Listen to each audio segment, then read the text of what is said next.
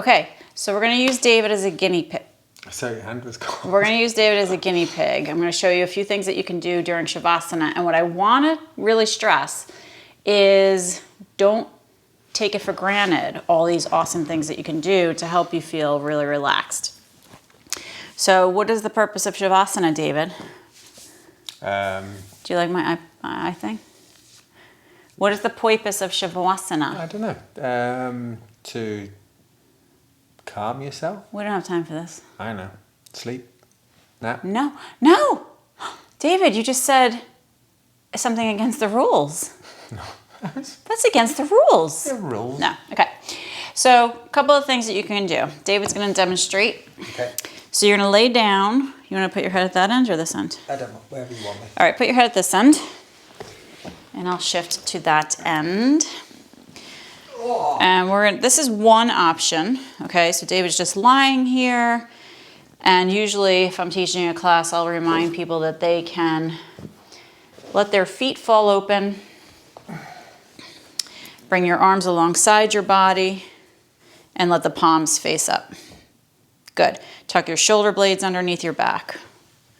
All right, so one thing that you can do before you come into a full Savasana to really relax the body is to make fists with your hands and squeeze as tight as you can every muscle in your arms, in your legs, squeeze your buttocks, squeeze every muscle in your face, make a funny face. That's how much you're squeezing your facial muscles. David's not doing it because he doesn't want to not look pretty.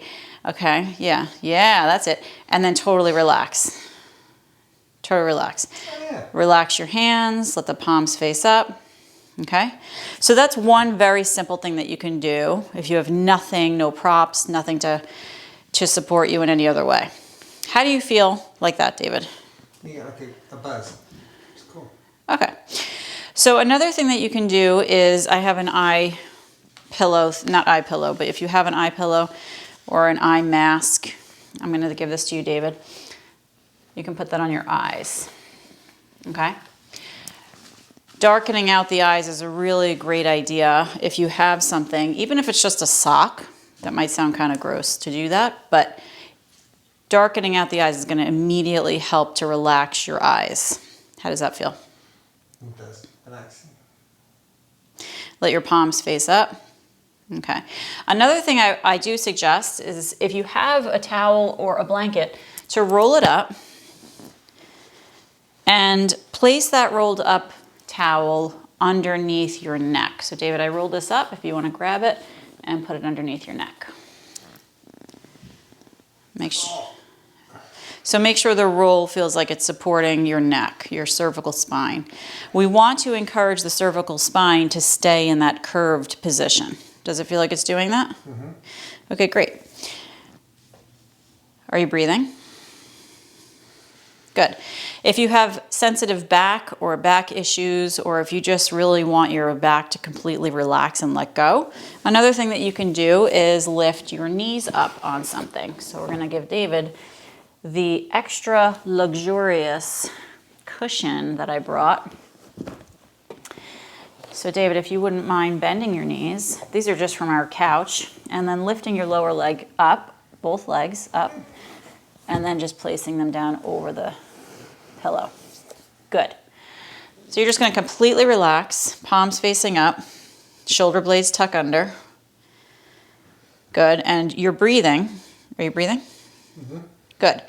So here's another way that you can help relax your body. How does that feel? Good. Good. Another way is to add a weight to your pelvic area. That's going to help ground your pelvis down towards the earth, which is also going to help relax your body. So it can be as simple as a pillow. It can be a sandbag. If you have a sandbag, David, I'm going to gently place a pillow on your pelvis. It's just a very gentle amount of weight.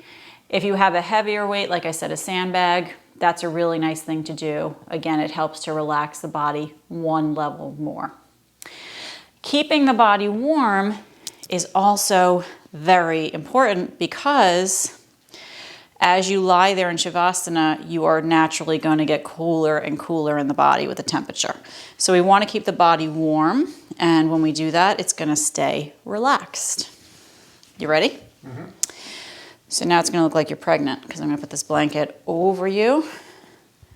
Oh, look at him. He's having a baby. So sweet. So David's feet are sticking out here because he's Mr. Longman. So I'm going to wrap them up, and then I'm going to add another blanket on his feet to help keep his feet warm. If you have socks for Shavasana, very nice idea to do that. Now you look like a Who right now in Whoville. That's what you're reminding me of. In addition to all of this, if you're really getting into this and it's like, I want more, okay, you can actually wrap your hands up. So we're going to do David's right arm first. So open your arm out on the floor. Nope, open it out on the floor just the way it was. And I'm going to take a towel. Now, if you have a blanket, that's probably better. And I'm going to rest his arm on top of that towel, and then I'm going to wrap it up to make it nice and cozy and warm. Now, these are all options. Another thing that you can do is add a little weight to your hands. If you have an eye pillow, a little sandbag, a mini sandbag, to add some weight, which again, just like the pelvis, is going to help ground your body down a little bit more. How do you feel? Nice. Do you? Mm-hmm. Take a deep breath in. Try to relax your jaw a little bit. This is a major compliment coming from David because he's not one to relax very often. So I have to say I'm very impressed with you right now. That's nice.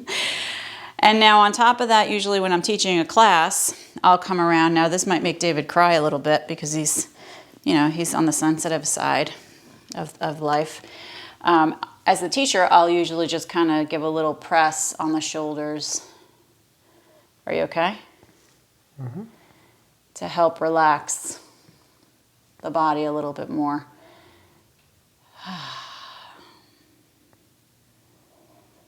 Good, and then a little gentle rub on the neck. Really what I'm trying to do is help the neck muscles to relax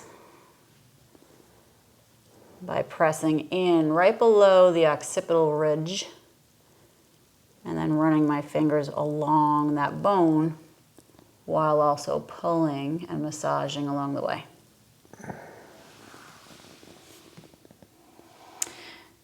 And there's more, but that's about all we have time for today. I hope that you guys got a little something out of that. I'm going to take your mask off your eyes. It's going to get bright. Jeez. Now, I will add one more thing before we finish. Waking up from Shavasana is also an art, so take your time with that. And, if you have a teacher talking to you, really listen to the teacher and let them guide you out of this. But you want to come out of it slowly. Just like when you wake up in the morning, you don't want to just jump out of bed, right? So there's a wiggling of the fingers, a wiggling of the toes, a stretch of the arms behind the head, breathing in, and then hugging the knees into your belly and rocking on the lower back from side to side. Good. And then rolling down to one side, so towards the camera, and sitting yourself up slowly. Take your time.